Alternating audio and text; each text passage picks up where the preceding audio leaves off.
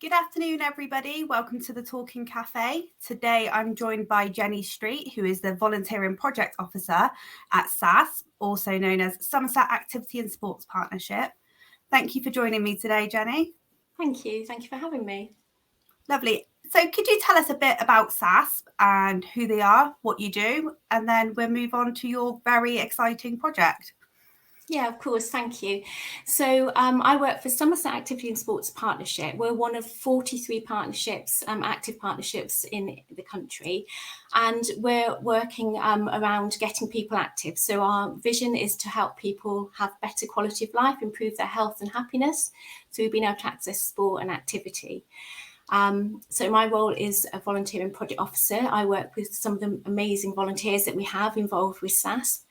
And I'm particularly involved in the Move More Together project, which is what I'm going to be having a little chat about today. That's amazing. Thank you so much for joining us. So Move More Together, I believe, is a group for over 50s. An activity accessible for over 50s. Is that correct? It is, yes. So it's a relatively new programme that we've launched this year, and we're just starting to get it off the ground and get some partnerships going, which is absolutely brilliant. So it's actually a programme that is for the over 50s, so anyone aged 50 and over. And it's particularly targeting this group that want help around getting active, but needs some encouragement and support to do that. So what we're looking at doing is getting them matched with a volunteer. So a volunteer will be able to spend time with them and work with them on a one-to-one basis. And it's just really to provide some encouragement and just be that friendly person alongside them to help them get active in whatever way works for them, really. So it's all about going at their own pace, doing what's right for them, and just building their confidence to help them gradually build up their activity in whatever way they want to do. So the volunteer's role is purely that sort of support alongside, non-judgmental, just to give them a bit of inspiration and confidence around that. That sounds great because it's a very person-centered project, because I know that group anxiety is a big thing. People struggle accessing groups. They really struggle with the group mentality and not having that one-to-one support.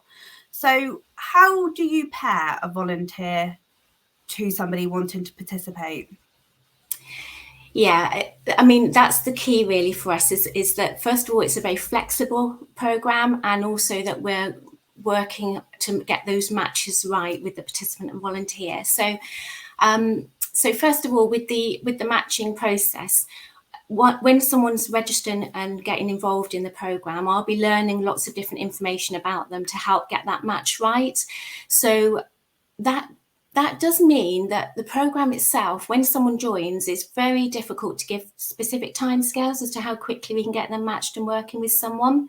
So we're going to be looking at lots of information and working around what's best for that person in terms of, first of all, the location is going to be key, because this is a county-wide project. We don't want our volunteers having to travel halfway across Somerset to go and meet their person that they're going to be spending the session with. So they need to be able to get near, be close to each other in terms of the distance that they're travelling.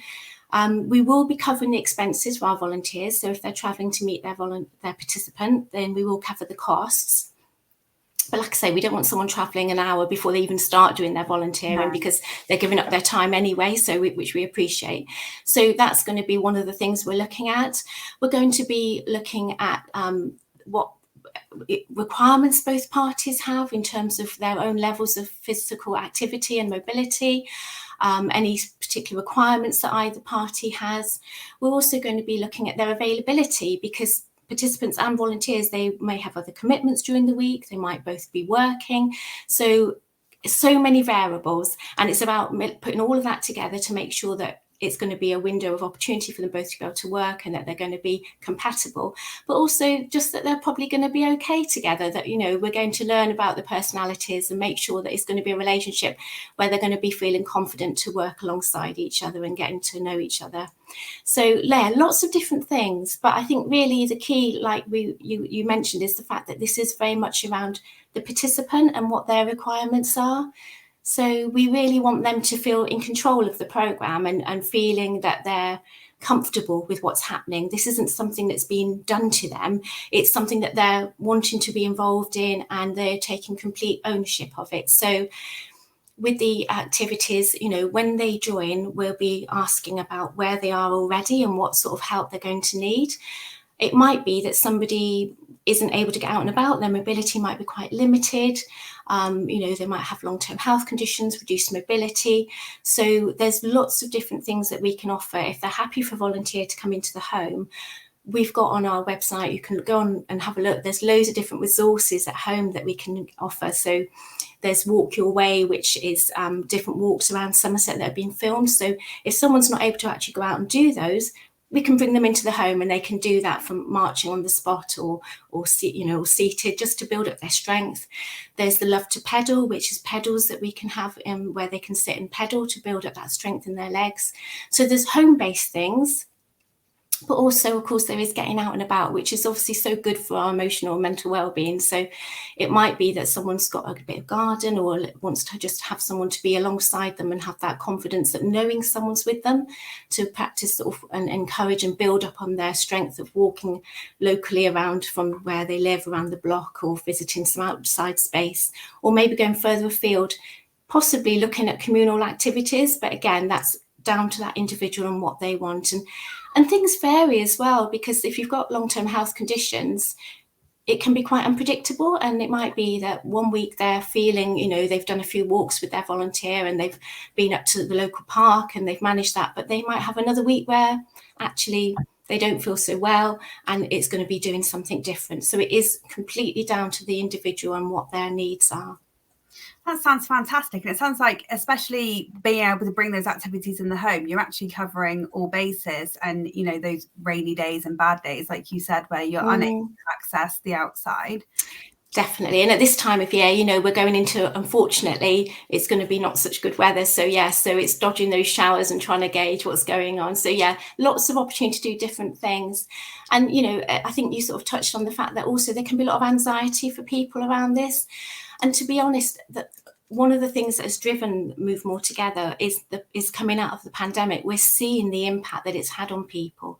You know, I think everyone's been touched by it in some way or another, but yeah, I think we're learning more and more about the impact, and that's across generations. You know, everyone has had an impact and physically and the mobility of people that were shielding. If you were an older person or someone with long-term health conditions, the people that were shielding, the impact's been massive. You know, there was lack of opportunity to get out and keep moving and exercising, and the body then is deconditioning during that period, as well as all the anxiety around that. You know, if you have for a long time indoors and you're not socializing, and you can be suffering from the isolation and loneliness of that, but it's very hard to go back to how things were. You know, we adjust quite quickly, don't we? And things become the new normal. Yeah. And actually we might feel we want to be doing this, but it seems so far out of reach sometimes. And to have someone alongside to help just take those first steps and build up gradually and being realistic with, you know, the expectations is key, I think.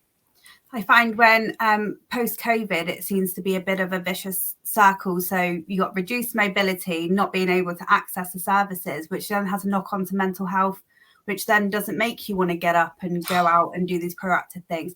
So I think having that one-to-one support of, you know, easing in nicely, you acknowledge that somebody wants to take the step to meet a volunteer and get moving, but it's at their pace and their time frame, which I think is fantastic.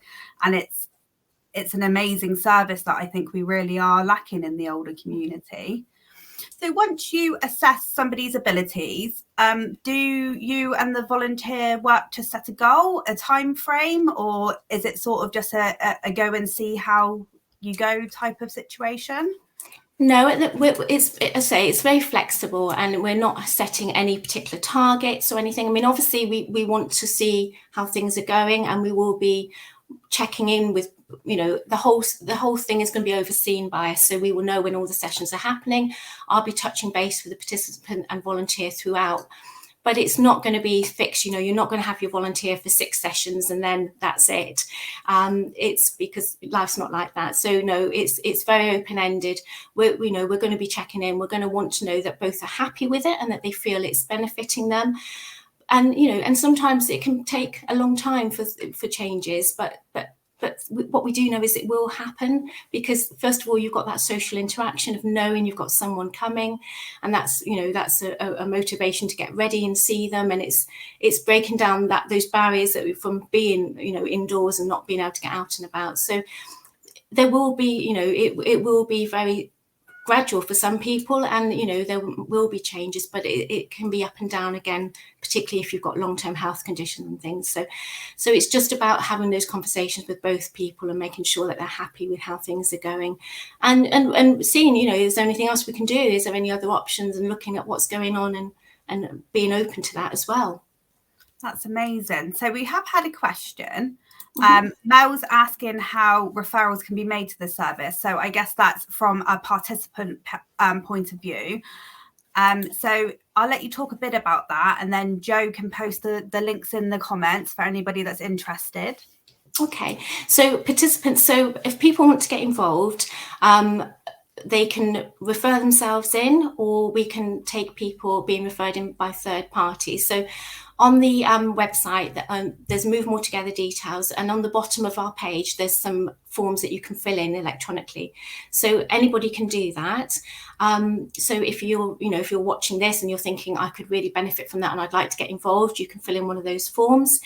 If you want to do that on behalf of someone else, so we can take referrals from third parties. So if you've got a family member that you're thinking, oh my goodness, that sounds like that would be ideal for them, or a friend, obviously do speak to them first, but you can fill in that form for them. And there's also contact details. You can email me, you can call. There's going to be, I know we're going to pop my numbers on there, so there's the office number, my mobile, if you prefer to speak to someone.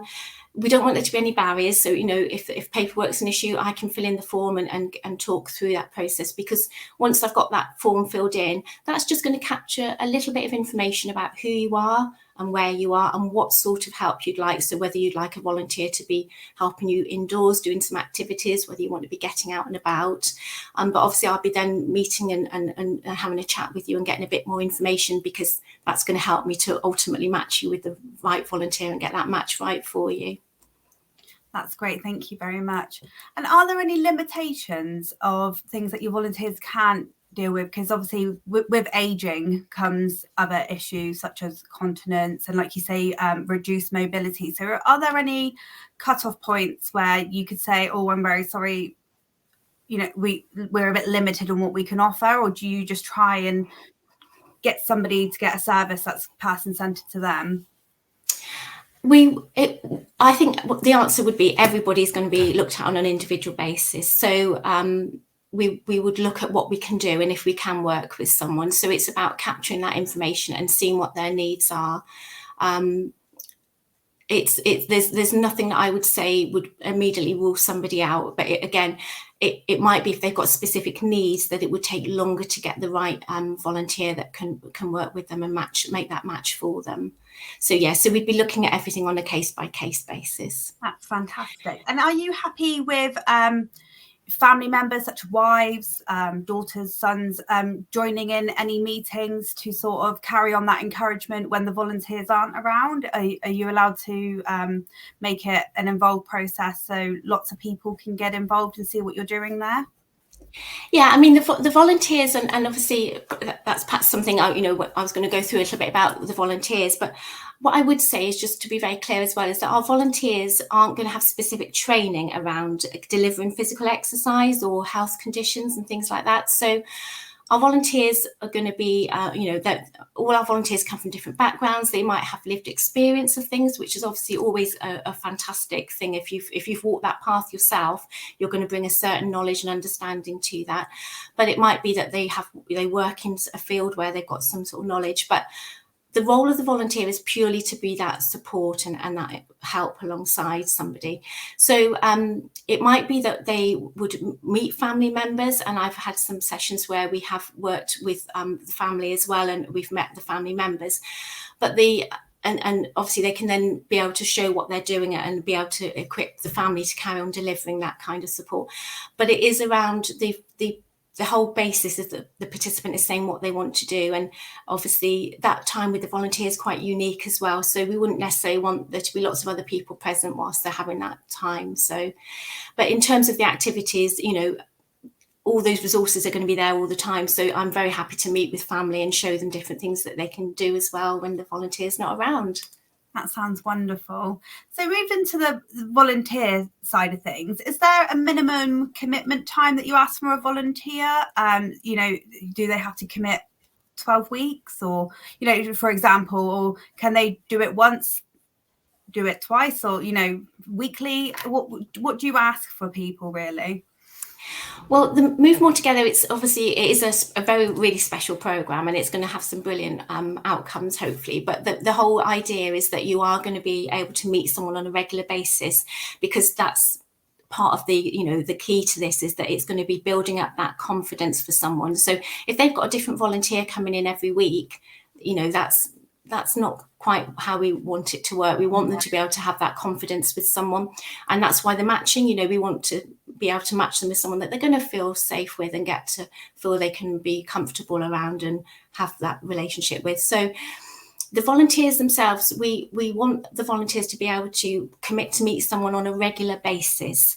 So we're not saying that you've got to have so many sessions, and we're not saying that you must meet at a set time every week. We're trying, again, we don't want to have lots and lots of barriers there, because, you know, people volunteering, it's amazing that people are giving their time. So we want to try and make it work for both people.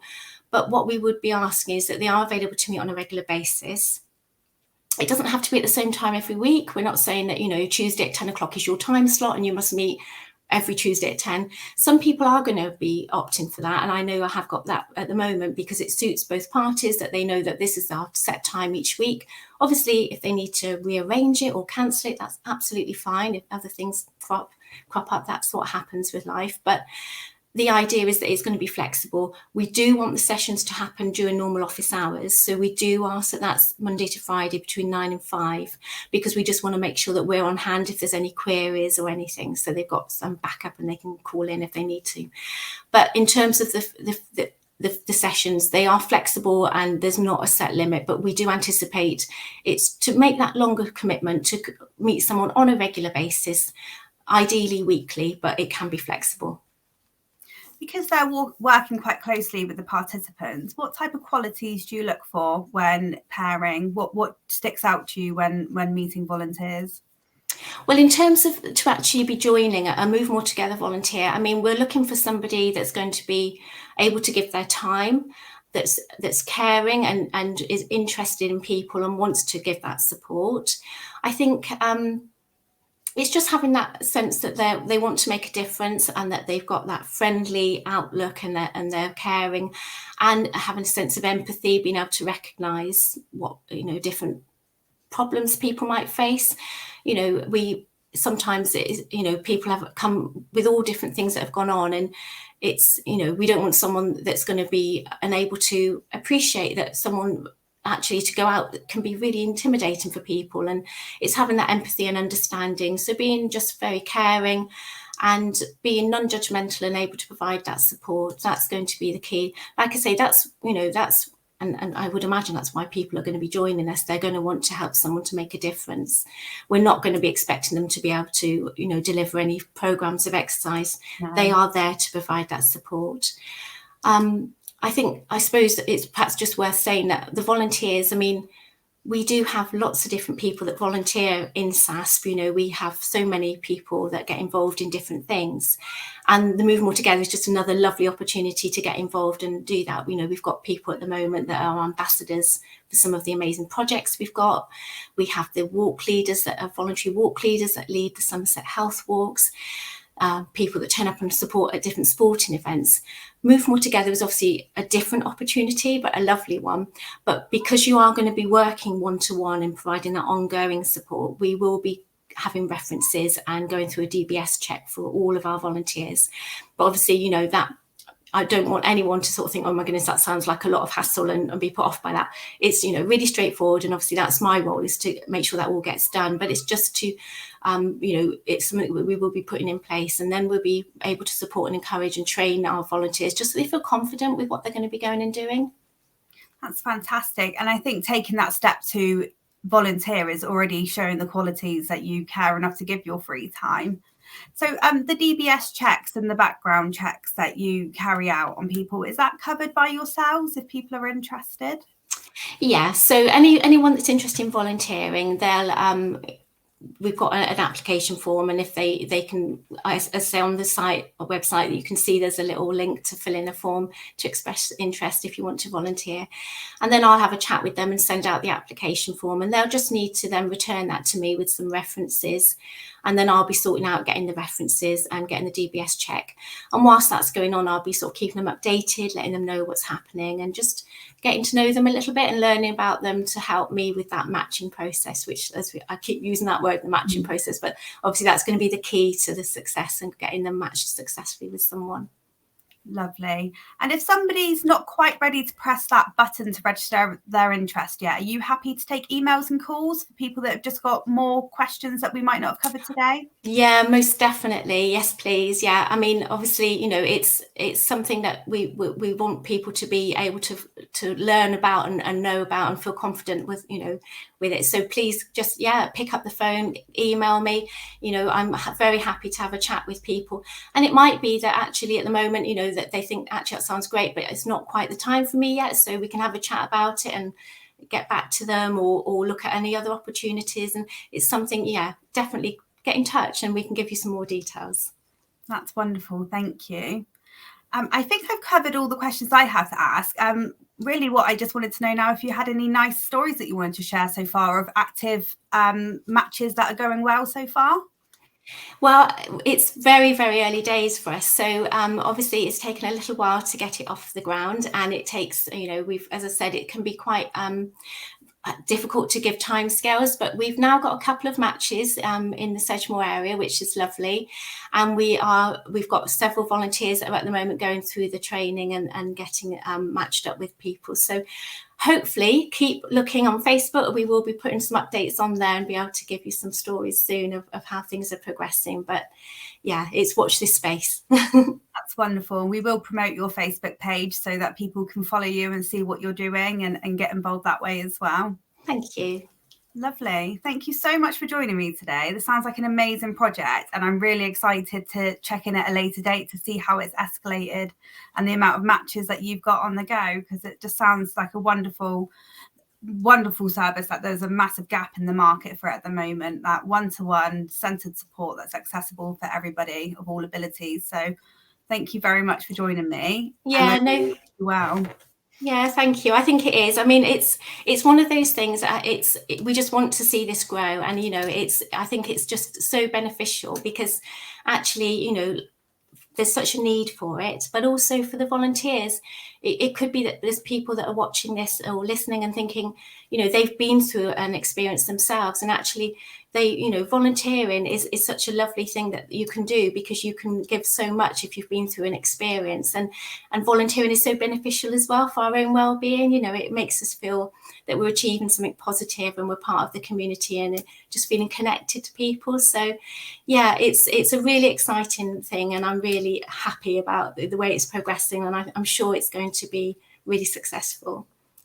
Thank you so much. And for anybody watching, please reach out to Jenny, visit their website or their Facebook page. And if you can't volunteer right now, please share, because somebody you're friends with or your family might be interested. So let's get the word out there and let's help this service grow. Thank you very much, everyone. Thank you.